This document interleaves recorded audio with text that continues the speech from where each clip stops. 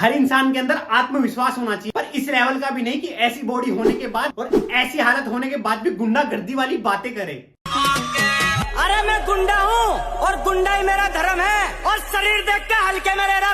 चुप कर बे कुत्ते। इस बंदे को अगर किसी ने पीछे से सही से घूसा मार दिया ना, इसकी आंतड़ी, दिल, फेफड़े सब बाहर आ जाएंगे। ये बड़ी अच्छी बात कही।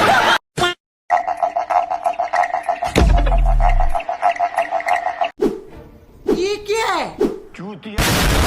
अरे यार, अभी तो ये गुंडागर्दी वाली बातें कर रहा था और इसने अब ये कौन से जानवर का रूप धारण कर लिया। शायद ये भूखा शेर है। नहीं नहीं नहीं, ये लोमड़ी है। अरे नहीं भाई, ये तो मेरे दोस्त का पालतू कुत्ता है।